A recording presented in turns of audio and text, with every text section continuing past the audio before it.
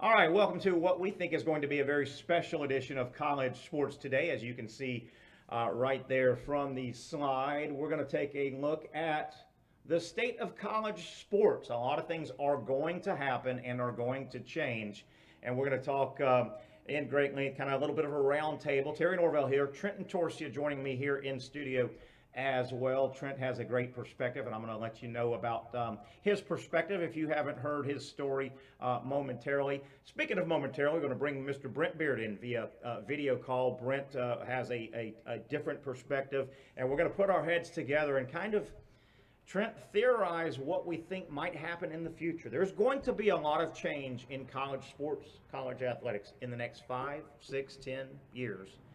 Change for the good, change for the bad, somewhere in between, but there's a lot going on in college athletics and going to happen soon. Yeah, and in the meantime, there's going to be a lot of talk and a lot of speculation.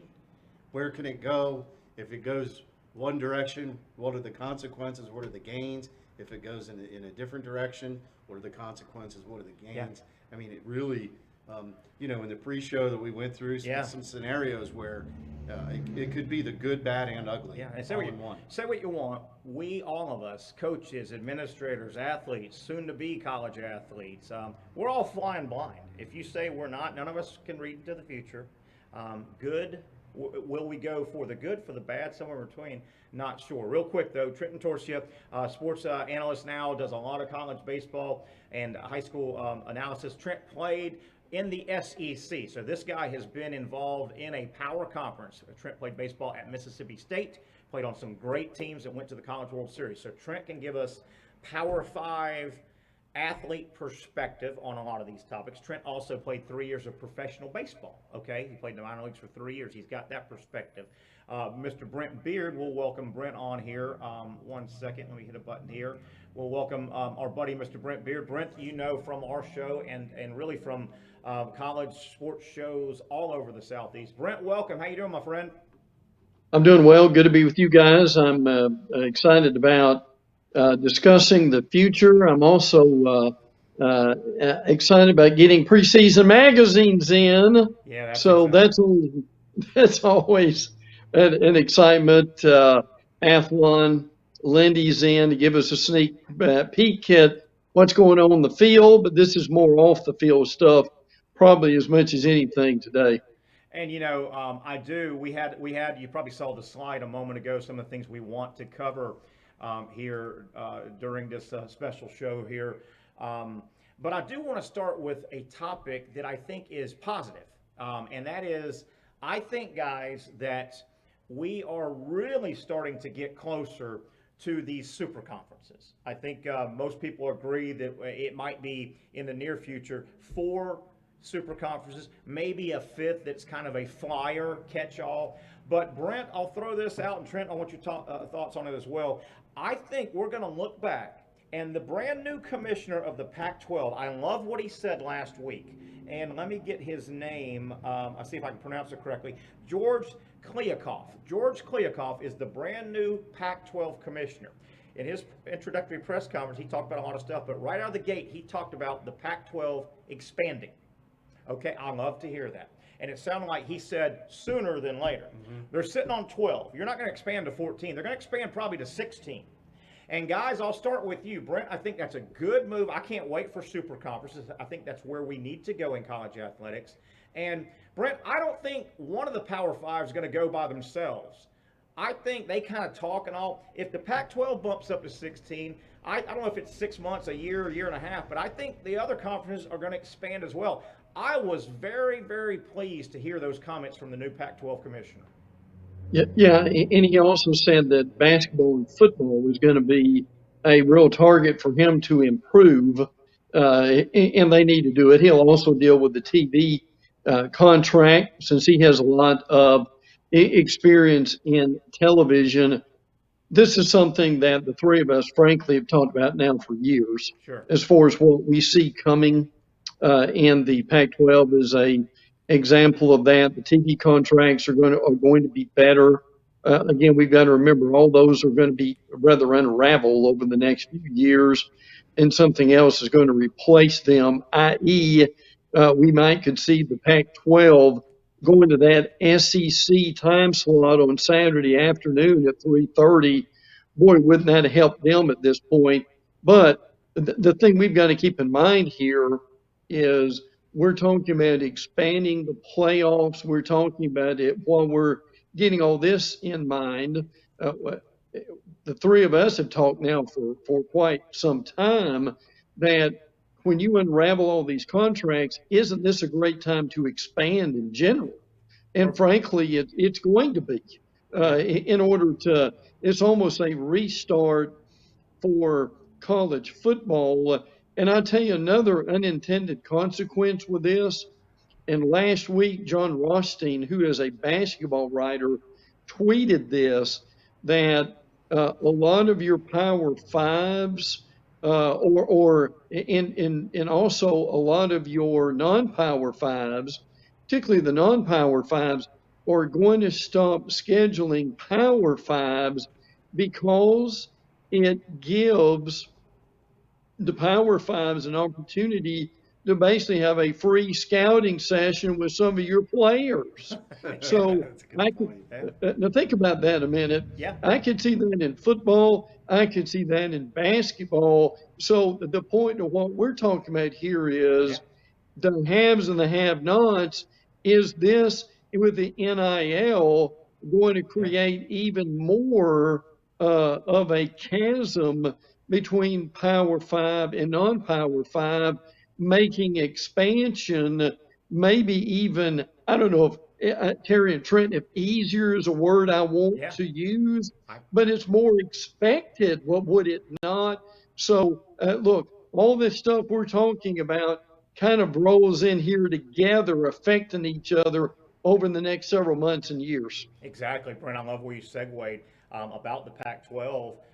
When they expand, if they go to 16, they go from 12 to 16. Schools are talking about BYU, Boise State, UNLV, Nevada. And by the way, the Pac-12, they figured it out.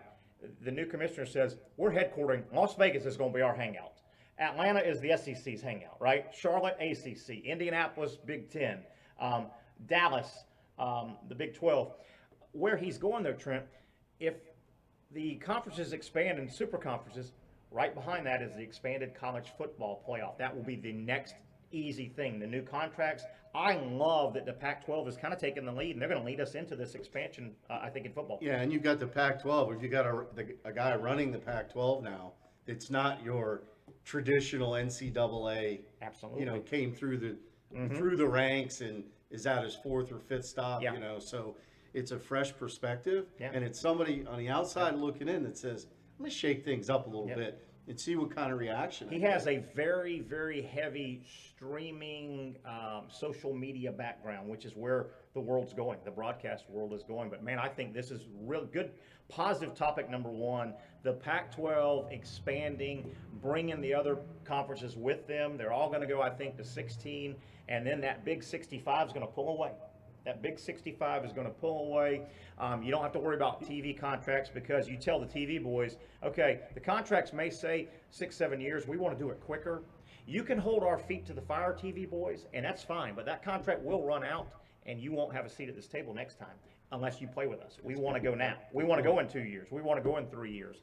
I'm really, really excited about the Pac-12 maybe speeding up expansion and it's a good move too. They're going to embrace. Las Vegas is going to be their headquarters for the Pac-12. Great move. The Las Vegas stigma is gone. It's gone in pro sports. It's gone in college sports. Brent, the NIL, and we could go for days on this. I have no idea. Is it going to be good, bad, indifferent? I think a lot of your college and high school athletes, I think they're misled. Brent and Trent, I think every college and high school athlete right now thinks the minute their state hits their date and the NIL is open, I think every athlete thinks they're going to be just inundated with offers. I don't think it's going to be like that. This scares. I'm pro NIL, but I'm scared to death of it. Oh, I think that's well said. And to give you a timeline with this, the NCAA says it will act on the NIL certainly sooner than later. As a matter of fact, this is going to be fascinating to see because what they're talking about now is by, uh, frankly, the first week of July, really getting something done with this from the NCAA level. We also know that there are like 15 to 20 states who have already passed Yeah. their own legislation with it. Terry, I'm with you. I think some of this could be good. There's some of it, the unintended consequences, particularly, that I just don't know, and that nobody knows about this. No one knows how to police this at this point. What I'm concerned about is that we may have several retirings and retirements from this, and coaches that they just don't want to deal with it. Yeah. And I think another thing that we've got to look at here is the fact of uh, this is not just football. This is Absolutely. basically every Absolutely. sport, and every sport's not going to be able to get their share. How's this going to affect recruiting?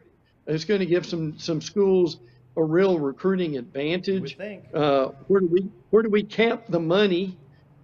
When do they get the money? I mean, look, and I don't want to take up our entire time with this, as Terry said it well a minute ago. We almost don't know the questions for this right now. Yeah. It's just so nebulous, and we don't know where it's going to go. But and again, the NCAA really should have dealt with this almost 10 years ago, and got it in their sights, and were able to limit it. We'd be a lot better with it now. But see, this thing's going to have to run a year or two before we see Yeah. what kind of limits that as far as where we need to go. So the intentions are good, but what it's going to do long term to the sports in general has me very concerned. Trent, Well, thoughts, NIL. yeah, and the other piece of that is you can't turn back. I mean, once it's broken, how Yeah. are you gonna go back and fix Toothpaste it? in the tooth, Yeah. back in the jar, Yeah, it's the just tube. it's just not gonna happen. And then the other part of it is how can you limp into this thing, right? Yeah. Like, is there some sort of beta test that you can say, all right, give me a little sample study Yeah. here, Yeah. and so that we can look at the statistics and say, okay, here, the old Ben Franklin, right? The Yeah. pros and the cons, Yeah. and you go down the table and put all the figureheads together and say, is this a good thing or not? Because it could Keep in mind, the potentially- NCAA is getting pushed and pressured by Congress, for God's sakes. They're saying go, go, go. There was this little thing called the pandemic that pushed all this back. The NCAA they were trying to run their pandemic year of athletics. The pandemic didn't help. And Brent threw the word putting caps. I don't know if you can legally put caps. I hear fans say all the time, well, the NCAA is going to have to say, athletes, you can only earn this much money. Well, in a free market society, free capitalism society, I don't know if you can put caps. And if you try to put caps, last thing you want is that quarterback to say, hey, I got a $50,000 deal. Well, there's a cap of $25,000. You know that. Well, wait a minute. The program I play for, they can get as much as they can shake down from Coca-Cola or Ford. Why can they? The last thing you want to do is have an active player suing his program. There are so many levels here. The NIL, is it going to be good, be bad? Civil rights? Are donors, are the Brent Beards of the world that might, or the Trent Intorcia and your wife, you may send $15,000 a year because you can afford that to Mississippi State, your school, your baseball program. What happens if you say, well, gosh, I'd rather just send that right to that star pitcher, and we own a little business. He can do a radio spot for us, so all of a sudden, the athlete and the program are fighting for the dollar. There's a lot. I'm scared of it. I'm the scared. other piece of it too that's come out and people talk about it and they don't like it, you don't hear it much in the media, but some of these players might take pay cuts. I'm being Well, serious, joking a little bit, but I'm being serious. And too, this especially if you put the limits. It's already hard enough to police recruiting and legal and illegal recruiting. Are we letting the fox guard the hen house here a little bit? And Brent, I want to throw this back out to you, and we'll get off the NIL. You look at the structure of the NCAA and college athletics. The backbone of college athletics is amateurism. Well, all of a sudden, NIL, you could call it, it sounds cute, it's a neat little name, and NIL, name, image, likeness. It's professional athletics is what's going to get introduced. The NCAA is like a roofing company that by tomorrow they're saying you also have to do plumbing now. Well, wait a minute. We've governed as amateurs. We're an amateur organization. Now we have to govern professional. That's totally opposite. That's the roofer being told they have to be a plumber tomorrow. The NCAA is in a tough spot here. Yeah, oh yeah, they really are. But one thing I wanted to circle back on, Terry, that you said a few minutes ago, people may be surprised at this. Right now, there's this fallacy, I believe, that well, everybody's going to make 50,000 a year. Well, folks, that's not going to happen. Yeah. And the truth of the matter is, this thing may really be slow to get off the ground Yeah. in the beginning. And in the smart schools are now probably talking to a lot of their people and how they can get this dealt with. Look, I've said now for probably a couple of years that one of the best things they could do with this would be to put this thing in a trust fund and give Yeah. it to the athlete when his eligibility runs out, Yeah. or something of that nature where you could control it. Brent, I don't know if that is legal though. I just don't know from a Well, civil rights standpoint if you can do that. If an entity, be it Congress, Congress can get sued. There are courts that go against Yeah. I don't know if that is legal because Yeah. the 19-year-old grown person that gets the deal says, bump that, I want my money now. Yeah. Who are you to hold my I don't know if that is legal, Yeah. I don't Well, know. and again, this is capitalism at its best, is Yeah. what it amounts to before it's over. And then again, people talk about how is this going to affect the locker room and just the overall chemistry of the team. Suffice to say, and we could speculate on this for quite some time, but it's here, it's coming, and fortunately or unfortunately, it's going to shape college sports very much over the next few years and You gotta be decades. careful, boys. Sometimes what you wish for can sound and seem and envision good, but it could wreck. Let's move on to the portal, Brett. So yeah, go ahead. one last thing on that. I think more people are talking more negative about the change than positive. So shouldn't that wake some people up to say, hey, why don't we take a step back here and rethink some of this, if not all of it, through the process? Because if you jump in the deep end, you're there. Again, don't forget, it's such a cataclysmic change. College athletics, and yes, there's under the table stuff, I get that, but college athletics, the backbone is amateurism. When you start shopping your own deals, name, image, and likeness, you can try and be Pollyanna and the sky is still beautiful and everything's roses. They're professional athletes when this gets done.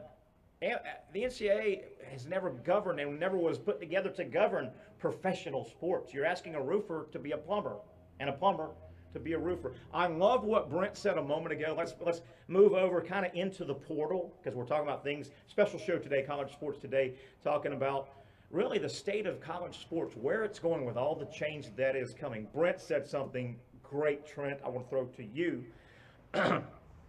He mentioned a moment ago, and it goes hand in hand with the portal, with the movement now that athletes can move.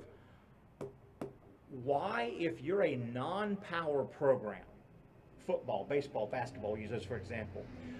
Let me use my old school JU. Division, no, they're not Power 5. Right. Okay, they're Division 1, but they're not Power 5. JU goes to play Mississippi State in baseball.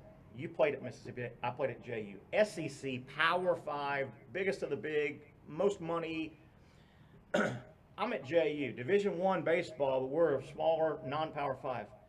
I'm the ace for JU. Why do I want to schedule the coach at JU? Why do I want to have my ace show off in front of you and pitch against you? And that I know that I may lose. Hey, man, why don't you come over to Mississippi State? You could be our #1 starter next year. Brent made a great point. Why would you want to go shop your players to a school that could poach? You could do that, or you could have another player go to Great another point. player. Yeah, exactly. It And doesn't matter how it happens. yeah. Great point by Brent. Funny you bring up JU and Mississippi State because Scotty DeBrule He's doing transferred from JU Yeah. to Mississippi State, and he's in the starting lineup. Isn't that But a great point Brent made, though? it's an unbelievable From point the smaller because school's perspective, wait a minute, I'm just dangling raw meat in front of the big school, and most players are going to go, yeah, you guys are the SEC. Yeah, I'll go to your place. And imagine if you went on the road to play too in some of these venues that you hadn't had a chance to see. Absolutely. You're a late bloomer. But maybe I went to JU for academics. I went to JU because I wasn't recruited, or maybe my parents are alumni. Whatever the case may be, all of a sudden you walk into Swayze Field in Oxford, Mississippi, And you go, you want me to come here next year? Yeah. Wow. Wow. Brent, great point about that. I'm all for the portal, but again, unintended consequences. I mean, that could easily happen. I saw the Florida-Arkansas game not long ago, and this show we're probably going to run on Memorial Day and 4th of July, so it may be a little bit dated, but you saw Baum Stadium at Arkansas baseball. My God, what non-Power 5 athlete, if offered, wouldn't want to go there? Brent, talk about your theory that you just threw out to us. Well, and see, the other thing is, and Trent can talk about this. I mean, you've got facilities now for baseball. I mean, my goodness, you've got indoor facilities for baseball now in the SEC. I mean, that would have been a dream years ago. But here are important things for the as far as we're looking at the month of June not only being a big visit week for recruits and coaches to visit each other, but also it's going to be an important month for the portal after the SEC puts its rubber stamp on basically allowing to the intra-conference in order for that to happen, which means your Henry To'oTo'os are going to transfer from Tennessee to Alabama without any penalty and can play immediately. Now, guys, my understanding is the count, if we can use that word loosely, for the transfer portal is going to be like July 1, which means that you've got all kinds of chaos that going to be going on during the month of June. That normally, right, guys, is a pretty sleepy month. Yeah. It's going to be anything but during this time with all that's going on. So keep in mind the timeline that's involved with that. And again, when I've been told about the transfer portal, to two things. One, I heard the other day that there are like 4,000 players in the transfer portal. That is mind-boggling to think about that. And again, the numbers may be wrong, but that's what I heard. And here's the other thing, guys. In the transfer portal, the majority of these guys are like walk-ons. And the problem is they may never get anywhere with this. So again, unintended consequences is you're going to have a lot of players who are going to be hurt by the transfer portal because they're in limbo and frankly have no place to go. Yeah, definitely. I think that will work itself out a couple, 2-3 years into it. Some of your scholarship athletes are going to go, maybe the grass wasn't greener, and they're going to talk, so it may work itself out. Brent, I think you need to get going. I don't want to keep you here much longer. I know you've got some commitments, so we're going to go ahead and let you go if that's okay. Any parting thoughts before you go? I know you got another interview. Parting thoughts. We didn't even get near all the stuff, but we'll bring you back on and talk about this. Parting shots? Well, I think that the other thing that we're looking forward to in a positive way is expansion of the playoffs. This has just got to happen, frankly. And what I've heard is that if it happens, the possible dates are going to be 2023 or 2026. Nice. The 2023 would give you time to go through the rotation here. Look, guys, this playoff it was like the BCS. It ran its course. Well, 14 playoff has run its course. Yes, it has. It's time to move on. It's time to provide accessibility for these other conferences. We mentioned the Pac-12 a minute ago. Hey, no wonder the Pac-12 commissioner wants to have the expanded playoffs. He knows that's the way he's getting in, probably. Get a team in. Brent, I'll let you go. I know you got another interview. Thanks for your time. We haven't even gotten to all the stuff at all. We'll do it again soon. Thank you, buddy. Good. Look forward to it, guys. Thanks much. See you, Brent. That's our buddy Brent Beaird. Trent, we're going to stay here for another moment or two. I've got some more stuff to cover that I'd like to go over with you.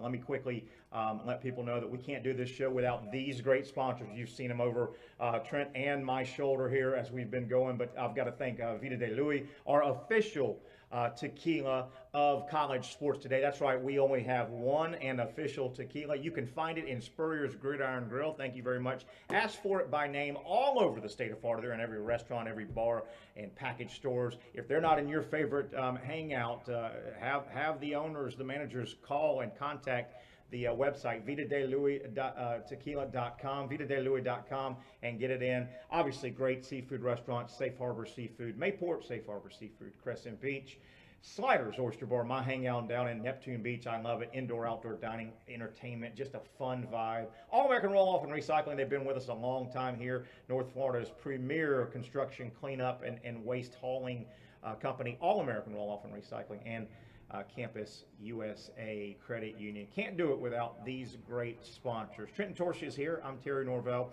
A couple other things, Trent, I want to get into, and we won't have time to get anywhere near all of our topics. The portal. I'm for it. I'm for the student athlete. I worry if it can be implemented without causing more problems. The portal, by the way, fans may not know, it's out there. You can type in college football portal and you can see. You can say college basketball. It's public. Now, with the name, image, and likeness, I'm just going to have fun here, but this could happen. It would make my stomach turn a little bit. You go on the portal right now. You can put NCAA football portal, hit the button, and it's by position. It'll say quarterbacks. There's probably right now 400 quarterbacks, running backs. It'll say Trent Intorcia, Mississippi State, left-handed pitcher. Let's say baseball. When NIL passes, this will turn my stomach, but what would happen if John Q. Public, anybody can go to that portal page, and it says Trent Intorcia, JU left-handed pitcher.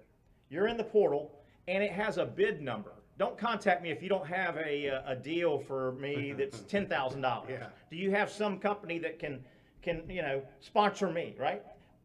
I would not like, you could see that. I'm quarterback XYZ. I just had a good year at North Dakota State. I'm in the portal. Don't contact me unless you can help me find a $15,000 sponsor. That'd make my stomach turn. Yeah.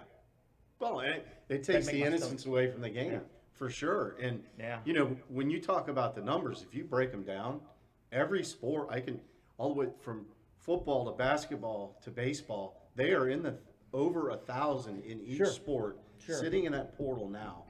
And well into 1,000. And and it just we think it's a lot. Creeping. We think it's a lot. Brent threw 4,000. There's thousands here and there in different sports. We have nothing to base it on. It's so new. 10 years from now there may be 20,000. Yeah. But it's just so new. The portal. Here's another thing about the NIL, and it would make my stomach turn a little bit. But once it passes, Trent Intorcia, starting quarterback, Mississippi State, you just had a huge game. You've already been in college athletics for several years. You've cut NIL deals for yourself. Name, image, likeness. You're representing this, that, the other thing. You just led your Mississippi State Bulldogs to a big SEC win. It was the noon game on SEC Network, and they throw it down to you. Hey, okay, guys, we've got Trent down with Susie Q on the sideline. Trent, Susie, take it away. Thanks. Susie goes to put that camera in front, and that camera right there is hitting you, going out to the country. You put your Starkville Ford hat on, and you put your T-shirt that says McDonald's, your kind of meal. That would be perfectly legal. It might turn my stomach, but that would be perfectly legal in the name, image, likeness. Wait a minute. I want to make them happy. They're paying me. They said, hey, man, when you get on an interview, put her hat on. We'll give you maybe we'll bump it up a little bit more. Yeah. Yeah. Think about that. Well, I mean, it makes my stomach turn as well. It does a little bit. You sit there and go, first off, let me thank Starkville Ford. That's what for making this happen, and now you've taken away the innocence and the amateurism of athletics, and That's where this thing's going, though, man. And do You can't be kind of pregnant, I don't think. If you pretty much knock out the amateur wall and put the professional gate, I don't think you can be half pregnant in this. And I don't know if people have thought this. Cap it, put caps. I don't know if you can legally do that. probably? Trent. Well, we talked about it pre-show. Now do you get the legalese involved? Yes. That says, you know what? Yeah. My client Terry Norvelle commands X amount of dollars. $60,000 And a year. here's a written agreement from that company that says they're ready to go. And you're And you're saying it's capping him. capped, school, NCAA, conference. Well, why? You can't do that. We live in a free market society. Okay, Mr. Program School, when you're talking to Coca-Cola, are you capped or can you get as, no, we can get as much as we can. Well, why can you, but I can't? I'm going to sue you. Yeah. Boy, that's going to be pretty, isn't it? Well, and Suing your program? Transferring out because you Yeah. sued your freaking that'll program? put you in the portal. You So think? but think about this too, where you go, okay, wait a minute, because I've heard the comparison to, let's just use football. Well, the NFL, the backup safety doesn't make as much money as the Yeah. quarterback. I get that, but you know what? The backup safety makes a minimum amount of dollars, Yeah. which, by the way, isn't Yeah, bad. yeah. Like the practice squad player Absolutely. still makes And finish that pretty thought. I dang think I good know where you're- money. But the backup safety in college, Makes nothing. nobody's going to go and say, "Hey, you're the ninth leading tackler, and you play weak safety." Who's coming to that person? Nobody. And then you go. And there's well, that locker room divide. then it's a divide that says, now egos come in. Remember, these are young amateur athletes. Yeah. And then all of a sudden, Johnny Big Shoes, who's got the contract, Good point. got a head on his shoulder, and is not a team player anymore, and he's just looking out for number one. Could Now, happen. I'm not saying that doesn't exist now. Yeah. But to me, it Yeah. just gets worse. Where you go, what? I'm flashing, Yeah.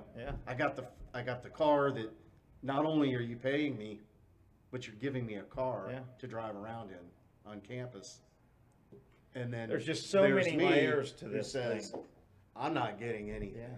but I get to ride around in this car. There's so many layers to this thing. What What are the Brent made a great point. really How did. many coaches Are is gonna he get going the to hell drive out. into retirement? They just get the hell out. And This say, this "I'm-" thing sounds like it has the potential to be such a mess, particularly the first 5 or 6 years, even 10 years. I could see a coach going, "I'm out of this thing, man. I'm 65 years old. I'm getting the hell out of this thing." And he might have wanted to coach another 10, 15, 10 years. This show, special College Sports Today show, Brent Beaird was with us earlier, Trent, Intorcia, Terry Norvelle.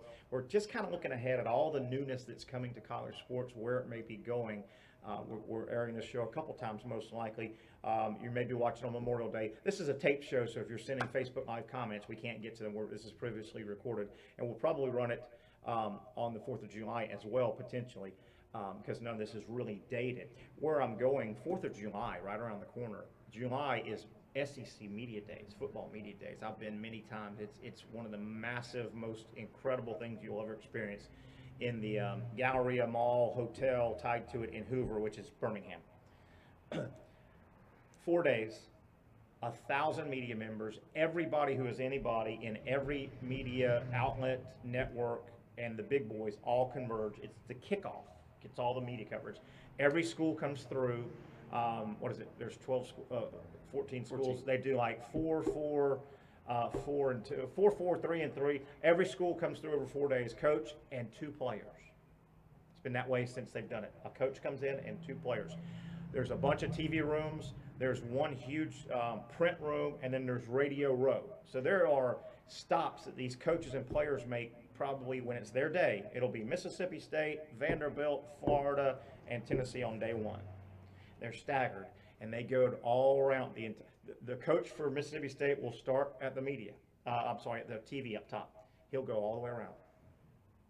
He'll go to the big print room. Then he'll go to Radio Row, and the players are doing the same thing. This name, image, and likeness thing hits. Players are going to be fighting for coaches to say, "Take me, Yeah. take me." And coach, by the way, generally most of them wear suit and tie. The players. if not, they're nice polos and all. Coach, listen, I want to go. And I want to wear my Starkville, Mississippi Ford shirt. My God, I've told these guys, we're cutting a deal. I want to be the guy that goes. You pick me, pick me, pick me. Well, they only take two. You can't take that many. Coach, what do you mean I can't wear my hat? I cut a deal. It says if I'm in front of 1,000 media outlets. They're going to do backflips when they write me that check. Yeah. That's a good point. Why are you taking him? Take me. Take me and me. No, take me, me. I want to go. And what's that worth? What's that worth now to that company? Ooh, man. It's not free advertising, but it sort of is. It's free advertising. Yeah. Yeah. I mean, I'm paying you. I am paying you. Yeah. To advertise for me. But I just can't. And who knows? You may drive around, if you've got a car dealership, you may drive a car around that says sponsored by whatever dealer. You could do. You could. with You your could name on it. theoretically have it wrapped. It's like a NASCAR. Have it wrapped. Have it wrapped. And let it be known that if you wanted to do that, we had the NIL attorney on this show several weeks ago with Shane Matthews, and I was just throwing things out. He says, well, there's going to be verbiage that says fair market value, but what is the fair market value? It's brand new. And does it vary by market? Yeah, absolutely. Right? It's $10,000 here. That's why. How can you cap it? Well, Starkville $10,000 versus Dallas, California. I threw this out just having fun, but I said, Mr. Attorney, and NIL basically means that the institutions cannot punish via pulling scholarships back and saying you're not an amateur by cutting financial deals for their name, image, likeness. So they can't be punished. I said, well, what about like GoFundMe? What if you're Trent Intorcia, decent, not great, everybody's not running to you, you're the third string, you're the third linebacker, you're eighth on the team in tackles, you're a decent player, not going to the NFL, probably a decent, solid Division I linebacker at Mississippi State. The companies aren't running to you, but you can do anything you want now to try and market yourself. Why couldn't you just open a GoFundMe account, get on every Mississippi State website you can find, and become a member? Hey, this is Trent Intorcia, linebacker. Hey, man, I could use a few bucks. Yeah. My GoFundMe is kind of make my stomach turn a little bit. Yeah, it's hey, help me out. I'm a starving college. I'm not going to the NFL, and Joe's got a car deal. That hey, can you throw me a couple bucks? Put that on every Mississippi State site out there. You're gonna make some money. Yeah. You may make more than, and can you cap that too? Now they're saying, I mean, the attorney was saying, well, that I don't think that's going to fall under says who? This is all brand new. Yeah. I'm making money off my name, image, likeness. Just GoFundMe. Hey, throw me $4, $5, $10. They're either. And you go shop yourself you get on the media. Can you imagine going to the Maroon site and the Mississippi State site and Bully site, all the sites, you say, this is Trent Intorcia. Hey, everybody doing good? Let's talk a little ball. By the way, I got a GoFundMe account. Please throw some money. I'm starving. Yeah. So, they're either hiding stuff from us and they're further along than we think, or they're way off the mark, man. Yeah. There's too many open-ended questions that don't have answers. See, I feel for the NCAA, kind of staying with your train of thought there. The NCAA, they don't know how to police professional athletics. This is professional athletics. They don't know how to police it. That's why they've asked Congress to help. If we get Congress involved, good God, right? Cory Booker and Blumenthal are two of the leading senators that have said, hey, and they've pushed this ahead, and you got to give these guys cuts of this money and all. Trent, as we wrap up, I just worry that sometime what you asked for causes more problems than what you thought it was going to solve. Yeah. If that makes any sense. No, I mean, it does. And I think that, we talked about, you brought this up earlier too. What if you took the term, I said student athlete, you said, you're not a student athlete anymore. You're a professional.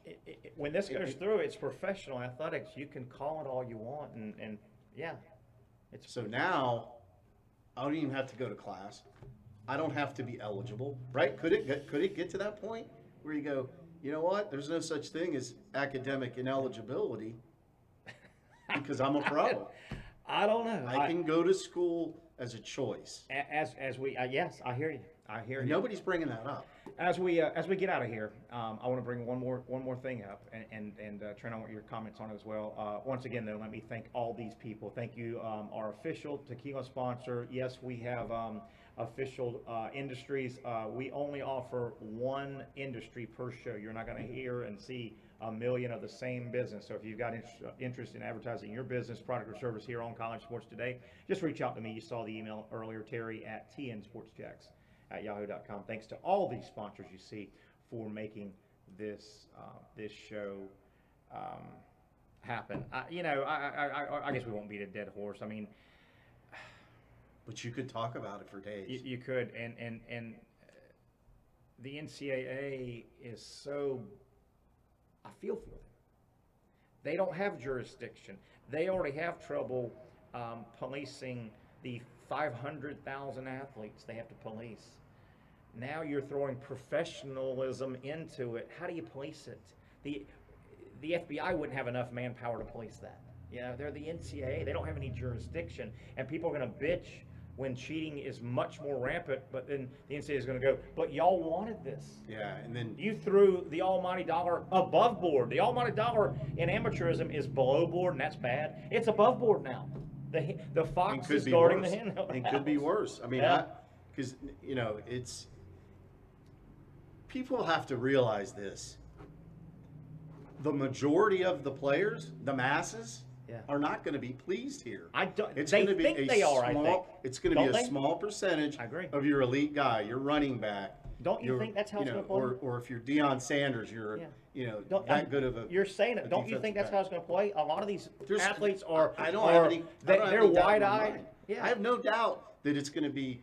They're going to be 80 shocked. We got 85 football players, and 5 of them are making Are money. really making money. Yeah. 5 to 10, maybe. And the rest of them maybe. are getting a I'll- couple $100 bucks. I'll or leave it whatever. here. My biggest concern is, and I use the word essence a lot. My biggest concern is once you introduce professionalism, and that's what you're doing. You're wiping away amateurism. I think, and I've said this, and I will say this as long as I'm in broadcasting, that there has to be a line between professional sports and collegiate sports. There has to be a line of demarcation, a differentiating. There's got to be a reason that college athletics is different than pro athletics. If the essence is gone, people, I think, are going to start going, well, Florida and Florida State are playing football, but they all get paid. That's just minor league football, pro guys going at it. The love, the beauty of the college game, if that gets erased, and I think it might, I think the essence of why we love college athletics, it's not pro athletics, is going to get wiped out, maybe. It worries me. Think about what happened with the Olympics. Great Right? point. We've talked about it. Yeah, Great point. the Americans The essence is gone. In the all of a Olympics. sudden said we can't compete anymore, so let's throw the NBA players in. Let's throw the Major League Baseball players in. Great point. Now the Olympics it's not. Yeah, well, the it's not Olympics, amateur and anymore. we're the age. You and I think, have done shows and we've brought that up. Great point you just brought up. The Olympics is the perfect example. The reason 700 billion years ago the Olympic Games were formed was nobody was getting paid. It was this country saying, "Do we have better athletes than you? Let's get together." And it stayed amateur. Your best amateur athletes. Your best amateur athletes. Your best amateur athletes. The Olympics cease to be what they are if you are old enough to remember. You got to remember both sides of the fence. Right. If you're too young, you just know the Olympics now, and the pro players can go play baseball and basketball. 84-ish or so, when money and you could be a pro. The essence of the Olympics is gone. The Olympics to you and I feel nothing like they used to. Well, It's pro athlete. It's pro sports. The Olympics are pro Yeah. sports. Pro athletes going at it. because speaking of '84, the baseball team, Will Clark, Mark McGuire, Sure. college players. It was filled with college players, and guess what? They went out and won a medal. Yep. And then all of a sudden you go, no, we need Garrett Cole from the Sure. Yankees, or Sure. he was with the Yankees now, whoever he was playing for at the time, the Pirates.